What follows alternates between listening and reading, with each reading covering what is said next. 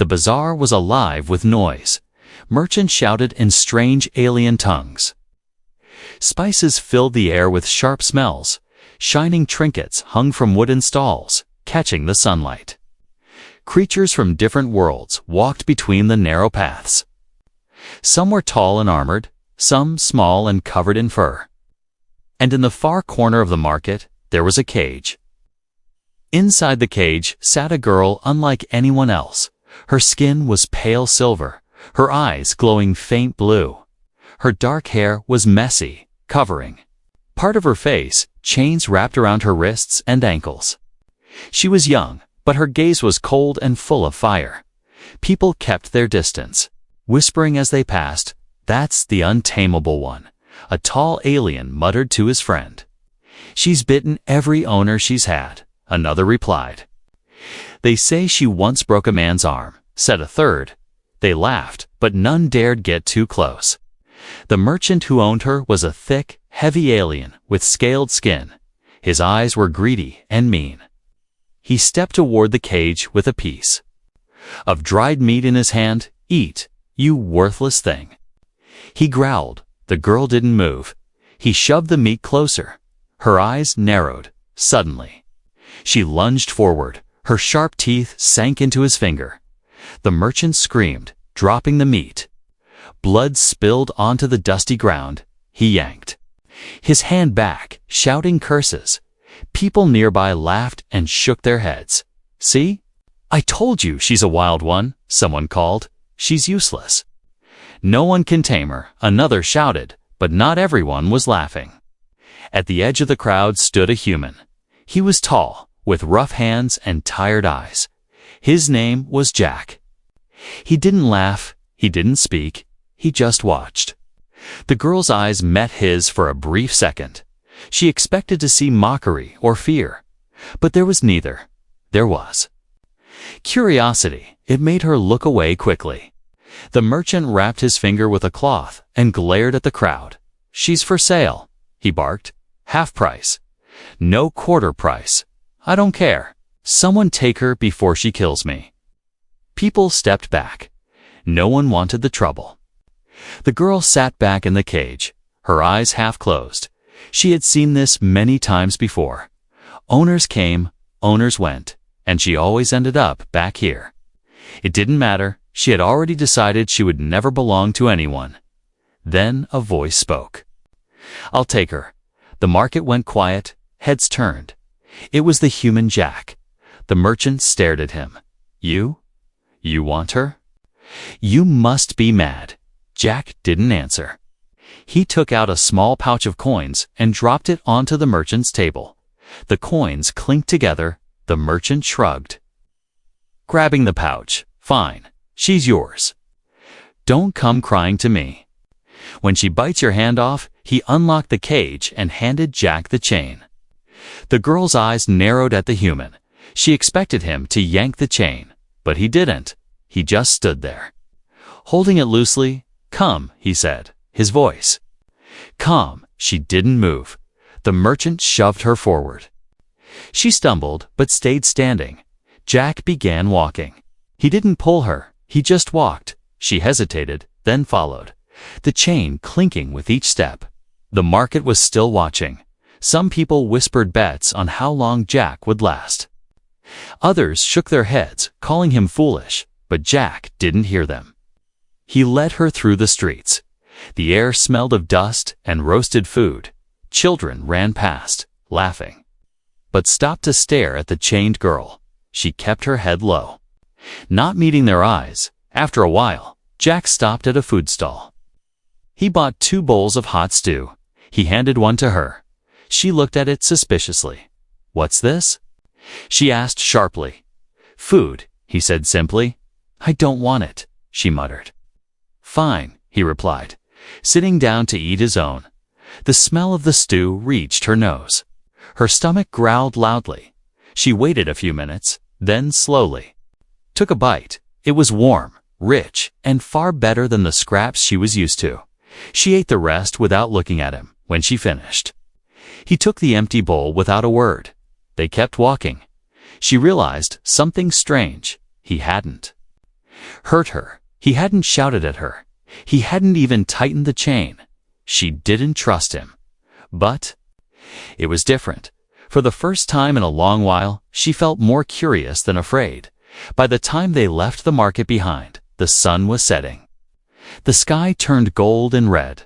The girl glanced at the human beside her. She didn't know his name. She didn't know his reasons. But one thing was certain. This man was not like the others. And that unsettled her more than she wanted to admit. Asterisk, the streets were quieter now. The noise of the bazaar faded behind them. Shadows stretched long across the ground. The air felt cooler, carrying the faint smell of smoke from cooking fires. The alien girl walked behind Jack, the chain between them loose. She kept her eyes on the ground. Counting her steps every few seconds, she glanced at his back, waiting for the moment he would turn and pull the chain hard. It was what every owner did sooner or later, but Jack didn't. He walked at a steady pace, never looking back to check if she followed. It made her uneasy. She wasn't used to being ignored, or was it trust? She quickly pushed the thought away. The path ahead was narrow. Walls made of stone and metal scrap lined both sides. Shouts echoed in the distance, mixed with laughter and clinking cups. Jack took a turn into a quieter alley. The sound of their footsteps filled the air. The girl slowed, her instincts sharp. She didn't like narrow spaces, too easy for traps. A shadow moved near a wall from the corner. A thin alien with green skin stepped out. He grinned, showing sharp teeth. Well, what do we have here? The stranger said. His eyes moved from Jack to the chained girl. New purchase, human. Jack didn't answer. Leave, he said flatly. The stranger laughed. Or what? You'll hit me. The girl tensed. She knew this type street. Scavengers who stole anything they could. They always looked at her like she was just another item to take. The green-skinned alien reached for Jack's bag, but before Jack could react, the girl moved. She stepped forward fast, baring her teeth. A deep growl escaped her throat. The stranger froze, his hand halfway to the bag. Her eyes glowed faint blue in the dim light. She hissed a sharp, dangerous sound. The stranger stepped back quickly. All right, he muttered, raising his hands. He slipped away into the shadows. Jack looked at her.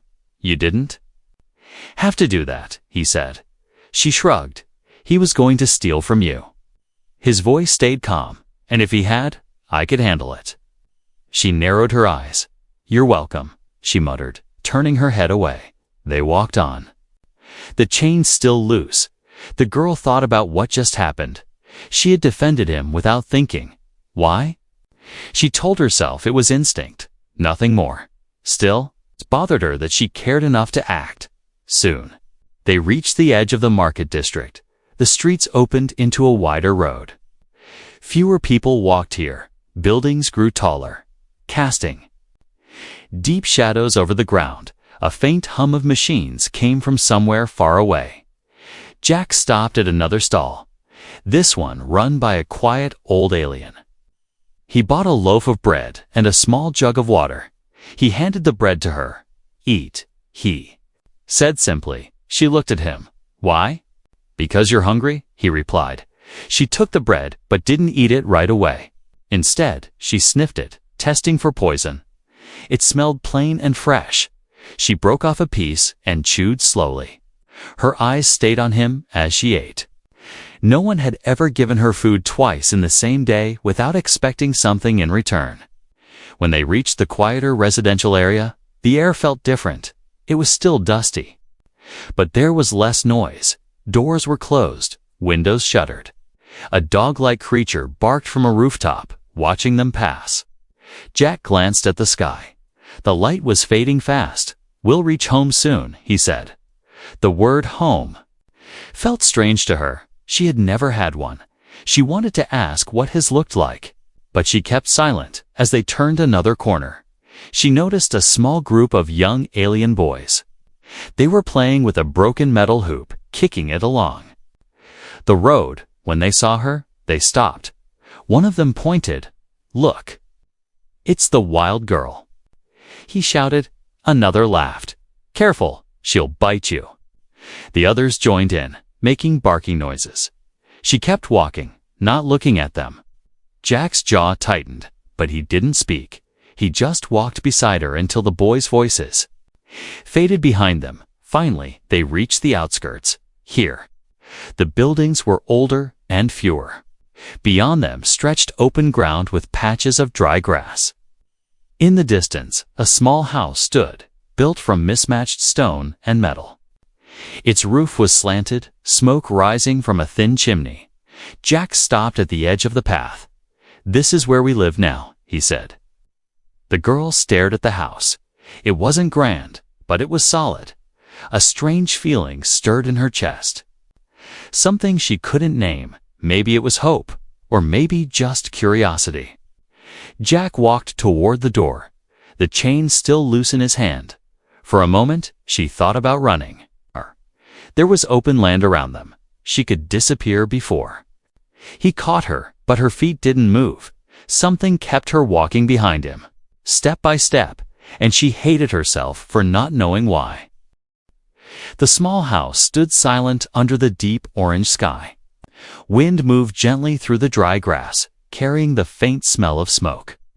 Jack pushed open the wooden door, its hinges creaking. The girl stepped inside cautiously, her glowing eyes scanning every corner. The air was warmer than outside, and it carried the faint scent of cooked food. A single oil lamp burned on a table, casting a soft golden light. There was a chair, a table, some shelves, and a small stove in one corner. Everything was simple, but clean. It didn't look like a place where someone would be chained or beaten. Still, she stayed close to the door, ready to bolt if needed. Jack closed the door behind them. He unhooked the chain from her wrists. She looked at him sharply. "You're taking it off?" she asked. "You're not going anywhere tonight," he replied, setting the chain on the table. Her eyes narrowed. "Not because you trust me," she said, half a question, half a statement. "Because you need rest," he answered simply. Walking toward the stove, he poured water from the jug into a pot and set it on the heat. The girl watched in silence, her stomach growling softly. She hated that he could hear it. Jack pulled out some vegetables and a small bag of grain. "You can sit," he said, without looking at her. She hesitated, then slowly moved toward a corner of the room. There was a folded blanket there, and a clean mat on the floor. It was more than she had been given in months. Still, she sat stiffly, her back against the wall. The pot began to bubble, filling the room with the smell of stew. She watched him move calm, without hurry. Every other owner sheet had barked orders, slammed things around. He didn't. It made her uneasy. Kindness was often the first step in a trap. When the stew was ready, he placed a bowl in front of her. "Eat," he said. She glanced at him, suspicious. "I already ate today," she muttered. "Eat again," he replied, sitting down with his own bowl. The warmth of the food drew her in. She took a small sip. The taste was rich and soft. Before she knew it, the bowl was empty. Jack stood, took the empty bowl, and washed it in a small basin. No questions, no demands. She didn't know what to make of it. Later, he pulled out an old box from under the table. Inside were small tools, screws, and bits of metal. He began repairing something, a broken lantern. The soft clink of tools was the only sound in the room. The girl stayed in her corner, the blanket over her legs. She didn't want to feel comfortable. Comfort made people weak, but the warmth and quiet were slowly making her eyelids heavy. The night deepened. Outside, the wind picked up, rattling the windows. The oil lamp flickered softly. She drifted into a shallow sleep without meaning to. Suddenly, a scream tore from her throat. She sat up, breathing fast, her heart racing in her dream. She was back in the cage, the merchant's hand reaching for her. chains cutting into her skin. She looked around wildly. Jack was already kneeling beside her. "You're all right?" he said calmly. Her eyes darted to the door, still closed. The stove's fire still glowed faintly. The air still smelled of stew. Not the sour stink of the market. She forced her, breathing too slow. Jack didn't touch her. He just stayed close, his voice steady. "It was a dream," he said. She swallowed hard. "I don't dream," she muttered. "You do now?" he said. She didn't reply, but something in her chest felt strange, like his words had reached somewhere she thought was locked away. When she finally lay back down, she kept her eyes open for a long time. Jack returned to the table, working quietly on the lantern. The soft sound of his tools was oddly calming. Her body relaxed against her will, and before she knew it, her eyes closed again. This time, there were no screams, only the faint, steady sound of the human fixing something in the warm little house, and the strange feeling that, maybe, just maybe, she was safe for the night. Morning light slipped through the cracks in the wooden shutters. The smell of fresh bread drifted from the small stove. The alien girl opened her eyes slowly, her body stiff from sleeping on the mat. For a moment, she forgot where she was. Then she saw the tools on the table, the patched walls, and the human moving about. Jack was already awake, setting 2 cups on the table. He glanced at her. "You can wash up outside," he said, pointing toward the door. She sat up slowly, still watching him with narrowed eyes. Outside, the air was cool and crisp. A small bucket of water stood near the side of the house. She splashed. Her face, the cold shocking her fully awake. The quiet here was strange. No shouting merchants, no rattling chains. She didn't know if she liked it or hated it. When she stepped back inside, Jack slid a piece of bread across the table toward her. It was still warm. She picked it up slowly, biting into it while keeping her eyes on him. "Why do you keep feeding me?" she asked. He shrugged. "Because you're hungry?" She didn't reply. But something about his simple answers bothered her, like she couldn't trap him in a lie. After breakfast, Jack pulled on a worn leather jacket and slung a bag over his shoulder. "I'm going to the repair shop," he said. "You can stay here." She stood, crossing her arms. "I'm not staying alone." He raised an eyebrow. "You think I'm taking you into the city?" "I think," she said firmly, "that I'll follow you whether you want me to or not." Jack sighed, then nodded. "Fine, but no trouble." The walk to the city was long. They passed groups of workers, carts, carrying crates, and merchants setting up stalls. The girl walked beside him, her eyes scanning every face. She had learned long ago that danger could come from anywhere. Near the edge of the city, a commotion caught her attention. 3 young men had surrounded an old alien woman. They were tugging at her basket. Laughing as she tried to pull it back, Jack stepped forward. But before he could say a word, the girl was already moving. She dashed across the street, her bare feet silent on the dusty ground. Her hands gripped the arm of the nearest man. Twisting sharply, he yelped in pain. Another swung at her, but she ducked, driving her knee into his stomach. The third backed away quickly. Her eyes glowed faint blue, her teeth bared. The men cursed and ran. The old woman looked at her in shock, then muttered a quick thanks before hurrying off. Jack walked up to her, his jaw tight. "I told you they were stealing from her," she cut in. His gaze softened. "I know, but you can't attack people in the middle of the street." "I can if they deserve it," she said, turning away. They continued to the repair shop. Inside, Jack worked on fixing a large machine. While she sat in the corner, her eyes moved over every tool, every wire, every person who came in. She didn't trust this place, but she stayed quiet until a customer, a heavy alien with yellow eyes, noticed her, that the untamable one. He asked Jack. She tensed immediately. Jack didn't look up. "She has a name," he said. The man laughed. Doesn't matter. She's trouble. The girl's hands clenched into fists. Jack gave her a quick glance that told her to let it go. By the time they left the shop, the sun was starting to sink. They took a quieter road back, passing a line of stray dogs sniffing through garbage. One of the dogs growled at her, its teeth bared, before Jack could stop her. She stepped forward, crouching low. She let out a strange sound, half growl, half hiss. The dog froze, then slowly backed away. Tail tucked, Jack stared at her. What was that? Making sure it knew not to try, she replied simply. He shook his head. You really are wild. Her lips curved into the smallest of smirks.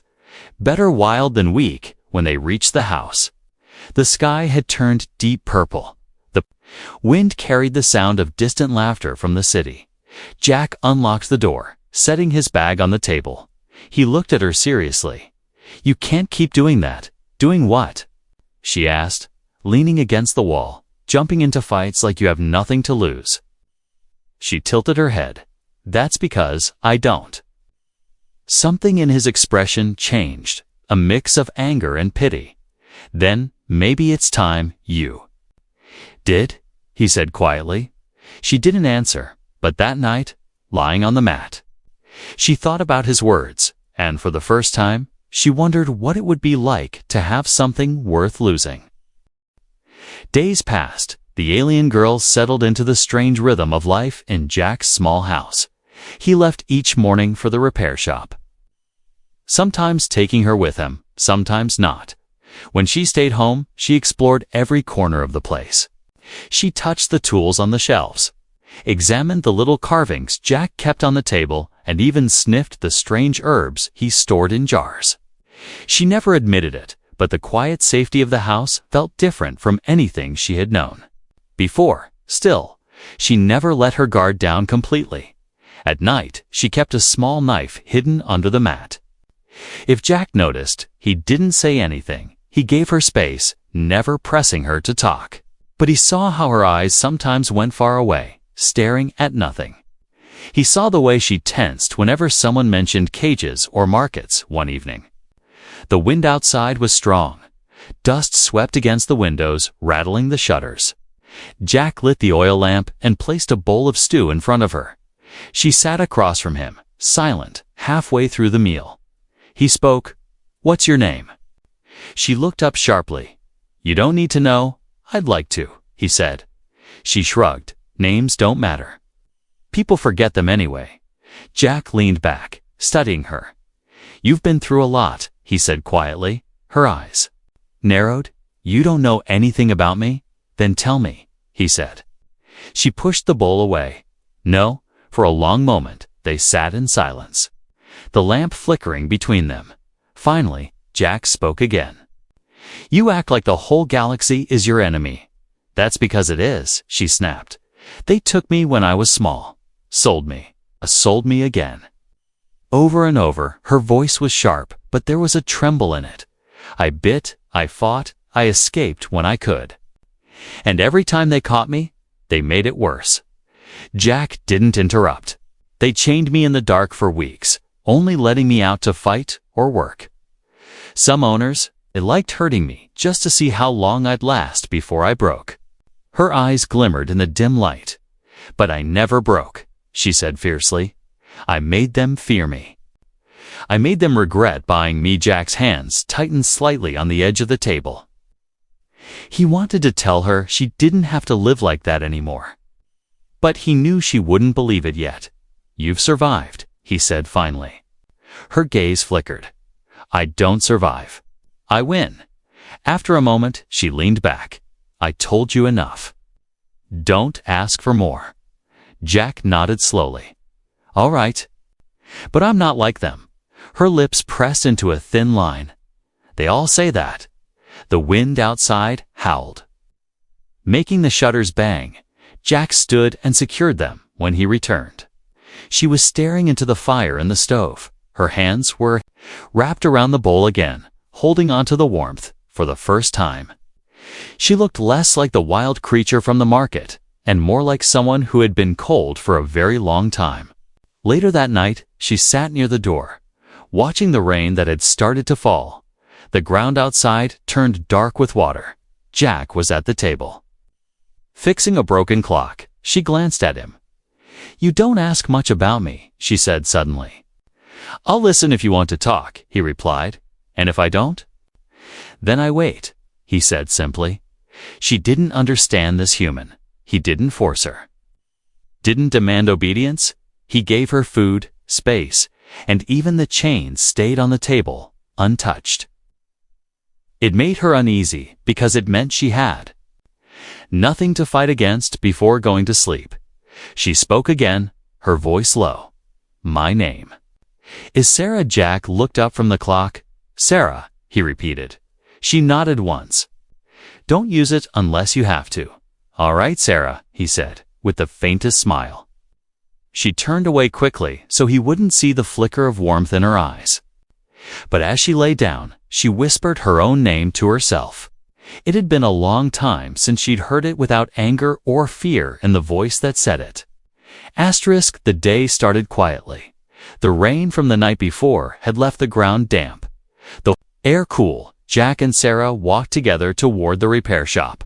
The streets were busier than usual, full of merchants unpacking crates and children chasing each other between stalls.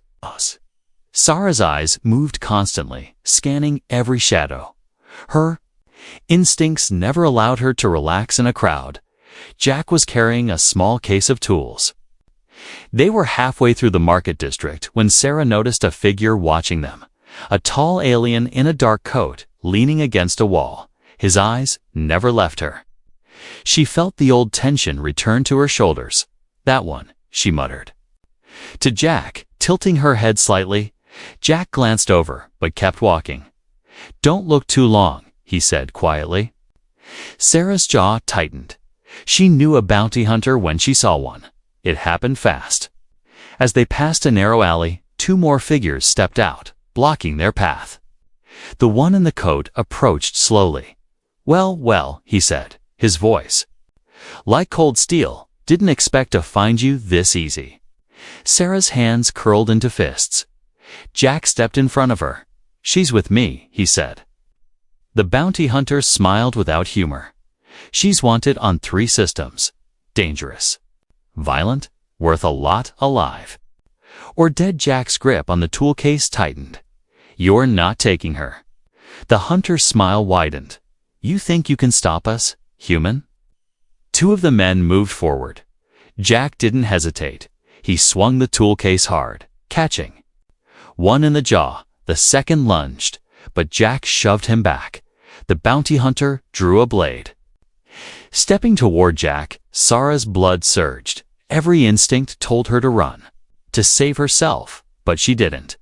She moved like lightning, slamming into the man with the blade. Her knee hit his stomach. Her elbow cracked against his face. The blade clattered to the ground.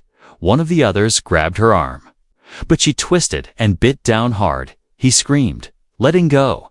Jack knocked the last man into a wall. The 3 of them staggered back, glaring. This isn't over. The hunter spat before disappearing into the crowd, breathing hard. Sarah stood with her back to Jack, scanning the street for more. When none came, she turned to him. Blood was running down his cheek from a shallow cut. "You're hurt," she said, frowning. "It's nothing," he replied, wiping it with his sleeve. "You fought for me," she said quietly. Jack met her eyes. "I told you. You're with me." Her chest felt tight. No one had ever stood in front of her like that before. No one had ever risked bleeding for her. She didn't know how to respond, so she just muttered, "You're a fool, maybe," he said. "But you're still safe." They moved quickly through the streets, keeping to the edges until they reached the shop. All day, Sarah stayed near the door, her eyes sharp every time someone passed too close. Her hand drifted toward the small wrench Jack had given her, just in case. By evening, they left for home. The sun was sinking, casting long shadows that made the roads feel narrower. The air was tense. Neither spoke much until they were back. Inside the safety of the house, Jack cleaned the cut on his face with a cloth. Sarah stood by the table, watching him. Finally, she spoke. "I've been running my whole life," she said slowly. "Every time someone came for me, I fought. But never for anyone else." Jack looked at her, waiting. "You could have let them take me," she continued. "You could have made it easier for yourself." "I'm not interested in easy," he said. "I'm interested in doing what's right." Something shifted in her eyes. It wasn't trust, not yet, but it was closer than anything she'd shown before. She sat down, resting her elbows on the table. "I don't understand you," she admitted. "Good," Jack said, with a faint smile. "Maybe that's why you're still here." That night, Sarah lay awake for a long time, the memory of Jack. Stepping in front of her played over and over in her mind.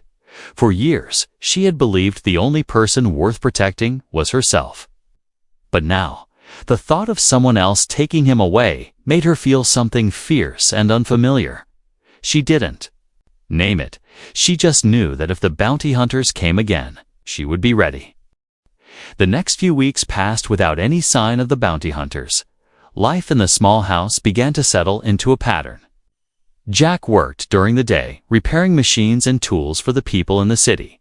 Sarah stayed close, sometimes helping, sometimes watching from the corner with her arms crossed, but the tension in her shoulders had begun to ease. The sharp, defensive glint in her eyes softened, though it never disappeared completely.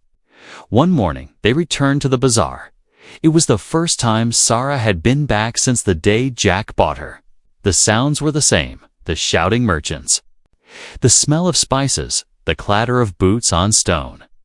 But she noticed something different. This time, she was walking beside Jack, not behind him. No chain clinked between them. The same merchant who had sold her spotted them from across the market. He blinked in disbelief. "Well, well," he said loudly, "the wild one's still alive. You must have her locked up tight at night." Sarah stopped walking. She met the merchant's gaze without fear. "I'm not locked up," she said, her voice clear. The merchant laughed. "Don't tell me the human tamed you." Jack's voice was steady. She was never untamable. The merchant's smile faded. "She just needed someone to understand her," Jack added. People nearby turned to watch. Some murmured in surprise. Others whispered that it was impossible. But Sarah didn't care what they thought, for the first time in years. The stairs didn't feel like chains. They continued walking through the market. A little girl with green skin and wide eyes stepped in front of them. In her hands was a small fruit. She held it out to Sarah shyly. "It's for you," the girl said. Sarah hesitated, unused to such gestures. Jack gave her a small nod. She took the fruit and gave the child a faint smile. The girl giggled and ran back to her mother as they left the market behind. The road grew quieter. Sarah glanced at Jack. "You shouldn't have done that back there," she said. "Done what?" "Defended me like that." Jack raised an eyebrow. "Why not?" "It makes me feel like I owe you something," she muttered. "You don't owe me," he said simply. "That's not how it works for me," she replied, looking away. "Then maybe it's time it does." He said that night. The air was warm. They sat outside on the small wooden steps of the house. Above them, the stars shone like silver dust scattered. Across black velvet, Sarah leaned back on her elbows, looking up. "I used to dream about leaving this planet," she said. "Flying far away where no one could find me." Jack was quiet for a moment. "And now?" he asked. She hesitated. "Now I'm not sure I want to run anymore." A soft wind moved through the grass. For a long while, they didn't speak. The silence wasn't heavy like it used to be. It felt peaceful. Sarah realized something then. Peace was more dangerous than any chain because it made you want to stay. The next day, they returned to the repair shop. Business was steady. A few customers looked at Sarah with the same old suspicion, but she didn't flinch. she handed. Jack tools, when he asked, even fixed a loose gear on her own. By midday, the sun was bright and hot. A group of travelers entered, one of them holding a broken navigation device. As Jack began repairing it, one of the travelers glanced at Sarah and said, "She doesn't look wild to me." Sarah met his eyes. "That's because you don't know what wild really looks like," she said calmly. When the day ended, they walked home together. The sky burned orange and pink. Jack carried a small bag of supplies. Sarah carried nothing but the fruit the little girl had given her yesterday. Still untouched, halfway down the road, she stopped. Jack turned to her. "What is it?" She took a slow breath. "You didn't buy me," she said. He frowned slightly. "Yes, I did." At the market, she shook her head. "No, you saved me." Her voice was steady, but there was something raw beneath it. Jack didn't answer right away. Finally, he said, "You were always worth saving." They reached the house just as the first stars began to appear. Inside, the oil lamp glowed warm on the table. Sarah set the fruit down gently. She turned to Jack. "You should know. If those hunters come again, I'm not running." Jack gave her a small smile. "I didn't think you would." Later that night, Sarah lay on her mat, staring at the ceiling. The shadows danced in the lamplight. She thought about the cage, the chains, the fights, and all the places she had been for so long. She believed her only strength was in staying untamed. But now she understood being untamed didn't mean being alone. It meant choosing who you stood beside. And tonight, she knew exactly who that was.